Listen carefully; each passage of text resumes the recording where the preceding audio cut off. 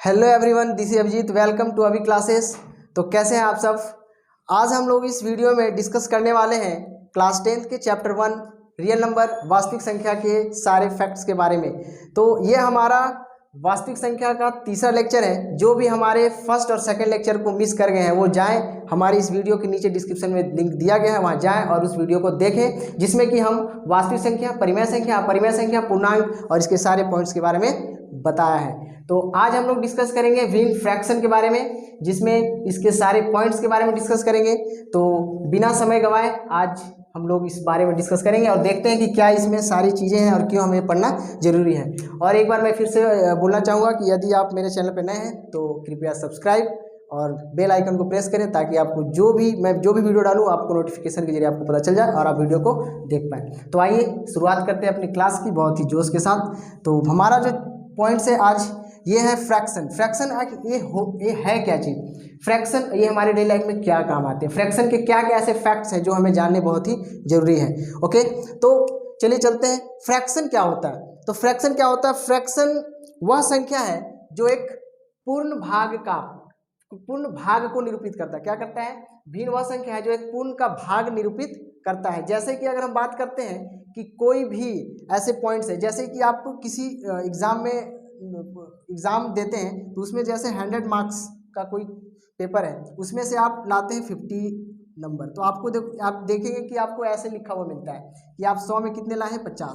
तो ये जो चीज़ है ना, ये जो पॉइंट्स, ये जो डेटा दिया हुआ है वो क्या है, ये भिन्न के रूप में दिया गया है। ठीक है, भिन्न को एक और अर्थ में समझ सकते हैं, ये तो आपको संख्या के रूप में बताया गया, लेकिन अगर भिन्न को एक और रूप में समझ सकते हैं, जैसे कि भिन्न का अर्थ एक समूह का अथवा एक क्षेत्र का भाग होता है। भिन्न का क्या अर्थ होता है, एक समूह एक क्षेत्र का भाग होता है। जैसे कि बोल सकते हैं कि हमारे घरों में बोला जाता है कि जैसे कि एक अगर रोटी की बात करें तो बोलते हैं कि रोटी को अगर हम 4 भागों में डिवाइड करें तो बोलते हैं कि इस रोटी के चारों भाग को आपको दिया गया है, 4 लोगों में बांटा गया, जिसमें से कि एक को बांटा गया है 1/4 भाग, एक को बांटा गया है 2/4 भाग, एक को बांटा गया है 3/4 भाग। इस तरीके से अगर रोटी है उसमें बोला कि रोटी का 1/4 भाग किसी और को दे दिया गया, 2/4 भाग किसी और को दे दिया, 3/4 भाग किसी और को दे दिया गया। तो बताइए कि वो क्या है, किस रूप में है। तो कैसे हम जानेंगे। अगर हम 1/4 की बात करते हैं तो एक रोटी है, तो रोटी का जो ये एक भाग है ना, इस 4 भाग में से जो एक भाग है ना, इसको दिया गया है। अगर इसकी बात करते हैं तो ये वाला जो रोटी है ना, 4 भाग, इसका ये 1 और 2, ये 1-2 भाग जो है ना, इसको दिया गया। और इसमें जब बात करते हैं तो ये रोटी है ना 1 2 3, तो इसमें जो है ना, इसमें 4 भाग में से 3 भाग इसको दिया गया। मतलब कि ये क्या है, पूरे समूह अथवा क्षेत्र का भाग को निरूपित करता है। तो यही चीजें हैं जो हमारे भिन्न के बारे में बताता है। ठीक है, तो भिन्न क्या चीज है, भिन्न के अंतर्गत आने वाले वो क्या क्या पॉइंट्स हैं जो हमें जानने हैं। तो भिन्न को 3 भागों में डिवाइड किया गया है। पहला जो पॉइंट्स है वह है उचित भिन्न, जिसको बोलते हैं प्रॉपर फ्रैक्शन। दूसरा जो पॉइंट है वह है अनुचित भिन्न, जिसे बोलते हैं इम्प्रॉपर फ्रैक्शन। तीसरा जो पॉइंट है वह है मिश्र भिन्न, जिसे बोलते हैं मिक्स फ्रैक्शन। और ये तीनों पॉइंट ये क्या है और इसे जानने हमें क्यों जरूरी है, तो यहाँ पे देखते हैं। उचित भिन्न होता क्या, प्रॉपर फ्रैक्शन। तो प्रॉपर फ्रैक्शन क्या होता है, वैसा भिन्न। प्रॉपर फ्रैक्शन क्या होता है, वैसा भिन्न जिसका अंश जो होता है ना, वो हर से क्या होता है, छोटा होता है। क्या होता है, उसका जो भिन्न होता है, वो जो भिन्न होता है उसका अंश जो होता है वो क्या होता है, हर से छोटा होता है। अब अंश और हर में आप देखेंगे, अंश मतलब न्यूमरेटर और हर का मतलब डिनोमिनेटर। मतलब कि ऊपर वाले जो जैसे पॉइंट आप देख सकते हैं, जैसे कि अगर बात करते हैं 2/3, तो ये जो ऊपर वाला भाग है इसको बोलते हैं अंश, जिसको बोलते हैं न्यूमरेटर, इसको बोलते हैं हर, जिसको बोलते हैं डिनोमिनेटर। ठीक है, तो ये अंश और हर में क्या होना चाहिए कि वैसा भिन्न जिसका ऊपर वाला जो पॉइंट यानी ऊपर वाला जो अंश है वो हर से क्या होना चाहिए, छोटा होना चाहिए।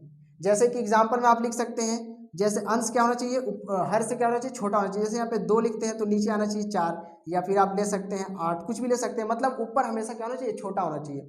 तो वैसे जो भिन्न होंगे ना, वो भिन्न क्या कहलाते हैं, वो भिन्न कहलाते हैं उचित भिन्न। एक बार फिर से देख लेंगे, उचित भिन्न क्या है, वैसा भिन्न जिसका अंश जो होता है वो हर से क्या होता है, छोटा होता है। ओके, अब हमारा जो दूसरा पॉइंट है, फ्रैक्शन के दूसरे जो पॉइंट्स है वो है अनुचित भिन्न, जिसको बोलते हैं इम्प्रॉपर फ्रैक्शन।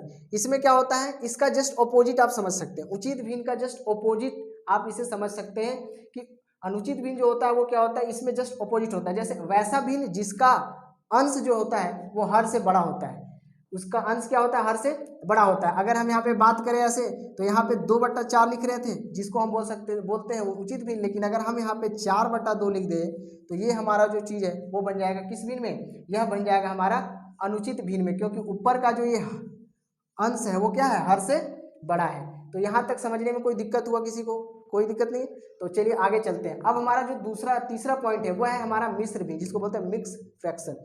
मिक्स फ्रैक्शन जो होता है ना, इसका मतलब होता क्या है, जैसे कि आप देख सकते हैं कि एक मिश्रित भिन्न में एक भाग पूर्ण और एक भाग क्या होता है, भिन्न होता है। मतलब कि जैसे कि यहाँ पे आप देख सकते हैं ये 2 जो है ना, एक पूर्ण के रूप में पूर्ण दिखाया गया, दो और इसमें से 6, एक और क्या लिखा है 6/5, मतलब एक भाग जो है वो क्या है, पूर्ण है, ठीक है, और दूसरा जो भाग है वो क्या है, एक भिन्न के रूप में, मतलब फ्रैक्शन के रूप में है।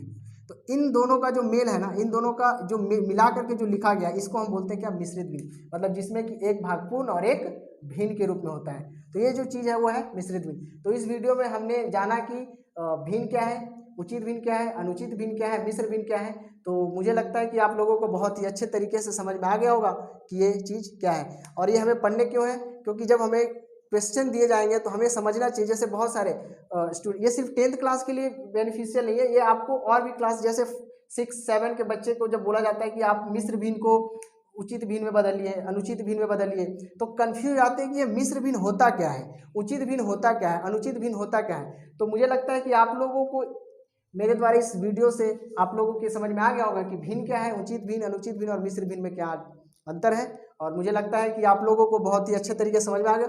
यदि हमारी वीडियो आप लोगों को पसंद आई तो आप मेरे वीडियो को लाइक करें, सब्सक्राइब करें और नीचे जा करके कमेंट करें, ताकि हमें पता चले कि हमारे द्वारा बनाए गए वीडियो में कितनी तरह की अच्छाइयाँ और कितनी तरह की बुराइयाँ दिखाई गई है। तो अगर आपको अच्छा लगता है तो लाइक करें और कमेंट करें और चैनल को सब्सक्राइब करें और अपने बेल आइकन को प्रेस कर दें, ताकि जो भी मैं वीडियो डालूँ आपको नोटिफिकेशन मिल जाए। Okay, thank you very much. जय हिंद, जय भारत।